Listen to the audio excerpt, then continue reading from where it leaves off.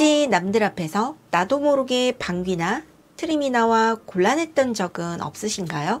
사실 방귀나 트림은 모두 정상적인 생리현상이지만 빈도가 잦아지게 되면 나도 남도 불편한 민망한 상황이 벌어질 수 있겠죠.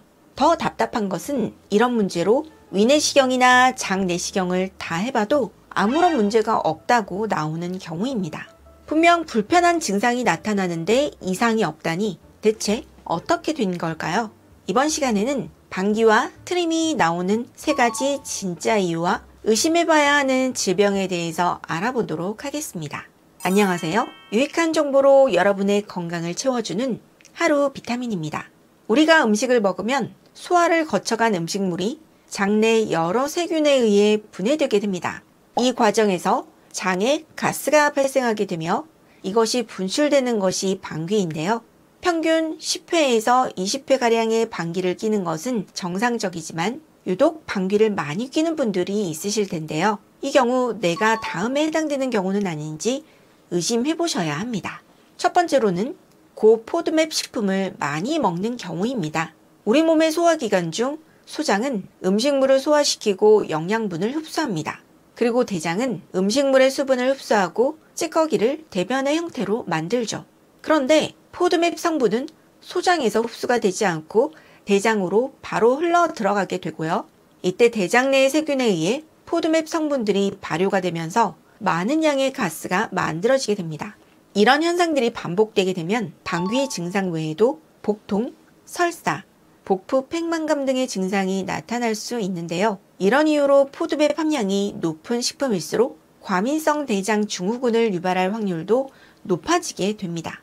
여기서 말하는 과민성 대장 증후군이란 특별한 이유 없이 복부 팽만감이 느껴지거나 소화불량, 방귀 등이 유발되는 만성 질환인데요. 대체 포드맵 음식이 뭐길래 이런 문제를 유발시키는 걸까요? 포드맵은 발효당, 올리고당, 이당류, 단당류, 그리고 당 알코올의 앞글자만 따서 만든 단어입니다. 이 5가지의 식이 탄수화물은 장에서 잘 흡수되지 않고 장 내에서 발효되는 올리고당 성분인데요. 포드맵이 높은 대표적 음식은 이 표를 참고해 주시면 됩니다. 오른쪽에 위치한 잡곡류, 보리, 호밀, 강낭콩, 구운 콩, 콩물, 우유, 치즈 등이 바로 포드맵이 높은 음식이고요. 왼쪽에 위치한 음식들은 저포드맵 음식들이죠.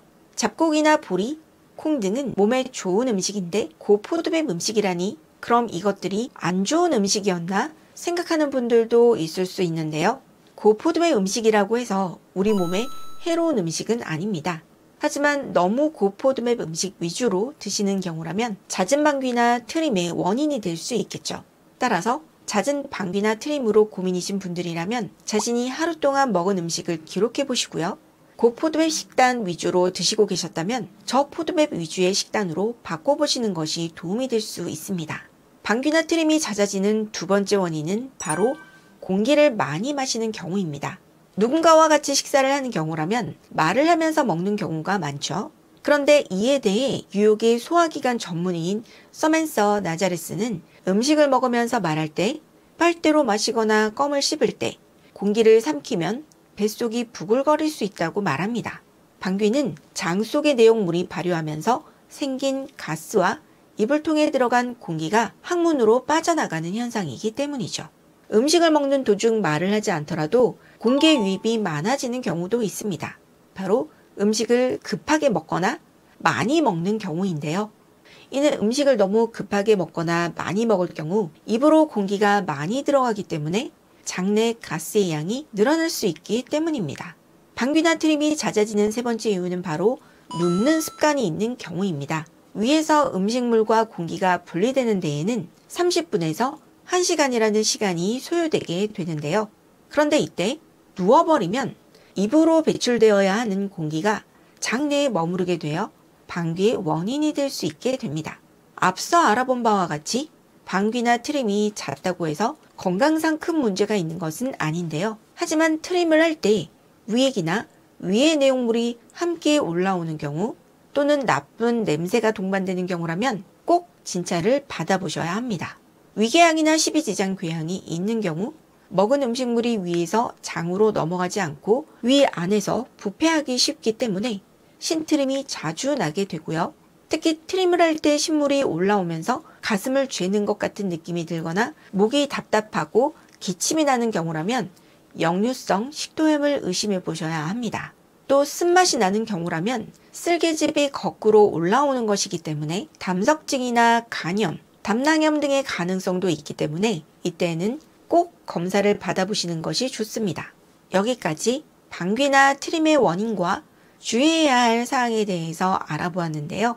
오늘 준비한 내용은 여기까지입니다. 오늘 내용 도움되셨나요? 구독과 좋아요, 알림 설정 잊지 마시고 지금 바로 꼭꼭 눌러주시고요. 오늘 내용이 도움되셨다면 이 영상을 주위 분들에게도 널리 공유해주세요.